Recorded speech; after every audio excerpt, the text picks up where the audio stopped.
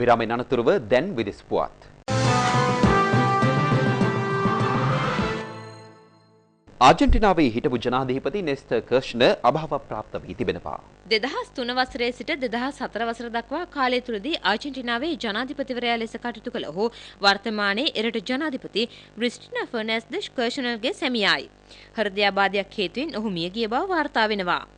ආජන්ටිනා වාර්තා පවසන්නේ 60 හැවිරිදි වී පසු වුණ කර්ෂ්නර් දකුණු දිග ආජන්ටිනාවේදී ජීවිතක්ෂයට පත් වූ බවයි. එළඹෙන වසරේ පැවැත්වීමට නියමිත මැතිවරණයටද ඔහු ඉදිරිපත් වීම සඳහා සැලසුම් කර තිබූ බව එරට විදෙස් මාධ්‍ය පවසනවා. ඉන්දුනීසියාවට බලපෑ සුනාමි තත්ත්වයේ හේතුවෙන් මියගිය සංඛ්‍යාව 282 දක්වා ඉහළ ගොස් ඇති බව ජාත්‍යන්තර ප්‍රවෘත්ති සේවා පවසනවා. සුනාමිය හේතුවෙන් විශාල පිරිසක් තවමත් අතුරුදහන්ව සිටින බව එරට බලධාරීන් පවසනවා. ඉන්දුනීසියාවේ මෙන්ටාවාහි දූපත් ආශ්‍රිතව පසුගිය සඳුදා හටගත් රිච්ටර් පරිමාණයේ 7.7ක ප්‍රබල භූකම්පනයක් හේතුවෙන් සුනාමි තත්ත්වයක් හටගත්තා. ඒ හේතුවෙන් මීටර 3ක් පමණ මුහුදු රළ ඉහළට පැමිණීමත් සමගම මෙන්ටාවාහි දූපත්වල හා ඒ ආසන්නයේ පිහිටි දූපත්වලට දැඩි බලපෑමක් එල්ල වී තිබෙන බව විදේශ මාධ්‍ය පවසනවා. ඉන්දුනීසියාවේ ජනාධිපතිතුමා වියට්නාමයේ සංචාරයේදත් හිටුවා සුනාමියෙන් විපතටපත් ජනතාවට අවශ්‍ය පහසුකම් ලබා දීම සම්බන්ධයෙන් සොයා බැලීමට එහි සංචාරයක නිරත වී තිබෙනවා.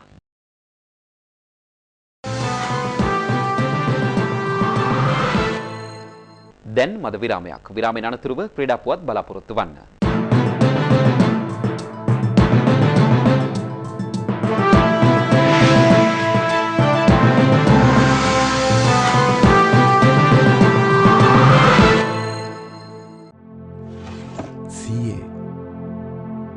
මගේ අලුත් ගෙදරට මගේ සීයා එන්න ඕනේ මුල් ගල තියන්න.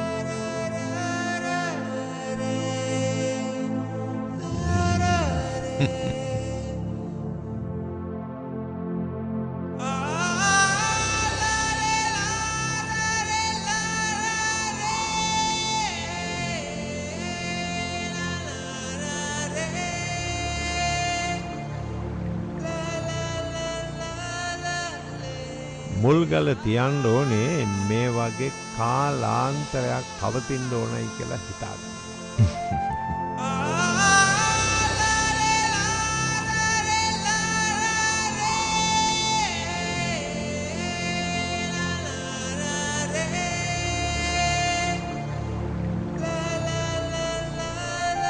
ලංවා සංස්ථාවානේ හොඳ බැඳීමක යටින් හැම විට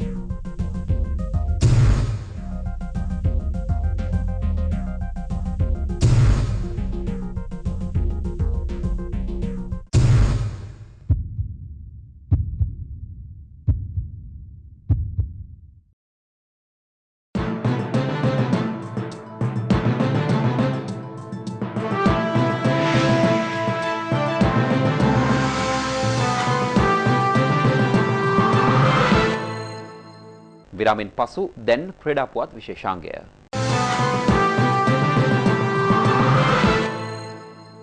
අන්තර් මහද්වීපික මේසපන්දු තරඟාවලියට සහභාගී වන යුරෝපා මේසපන්දු කණ්ඩායම පුහුණු වීම සඳහා ශ්‍රී ලංකාවට පැමිණ තිබෙනවා.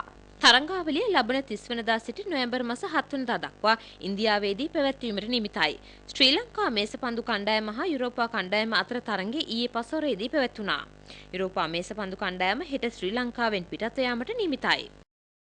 හෑන්ඩ්බෝල් ක්‍රීඩාව දකුණු පළාතේ දියුණු කිරීම සඳහා පුහුණු කඳවුරක් ගාල්ල කොටුව යුද හමුදා ක්‍රීඩාංගණයේදී සංවිධානය කර තිබුණා. දකුණු පළාතේ ක්‍රීඩා නිලධාරීන් පාසල් ශාරීරික අභ්‍යාස ගුරුවරුන් සහ පාසල් ක්‍රීඩක ක්‍රීඩිකාවන් ඇතුළු පිරිසක් පුහුණු කඳවුරට එක්ව සිටියා. අප වාර්තාකරු ප්‍රකාශ කළේ ශ්‍රී ලංකා හෑන්ඩ්බෝල් සංගමේ නිලධාරීන්ද මේ සඳහා එක්ව සිටි බවයි. ලොව වේගවත්ම තුන්වන ක්‍රීඩාව ලෙස හෑන්ඩ්බෝල් ක්‍රීඩාව හඳුන්වන්නට පුළුවන්. දැන් විනිමය අනුපාත.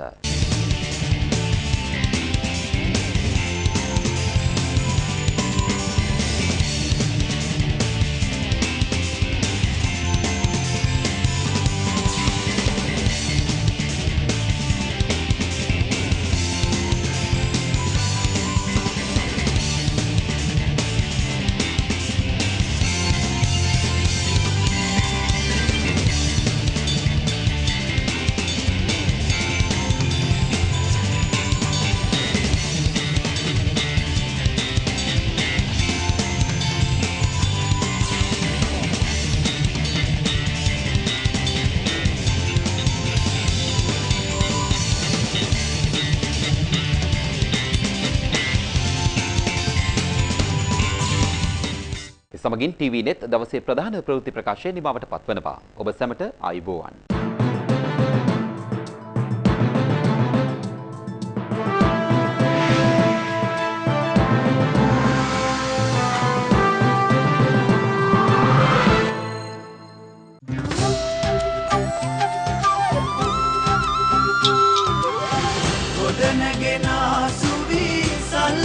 දවසට සියලු දෙසින් සැම එක් වෙනවා නවෝදයේ අඩු නළු අතරින් මහගමනක් යනවා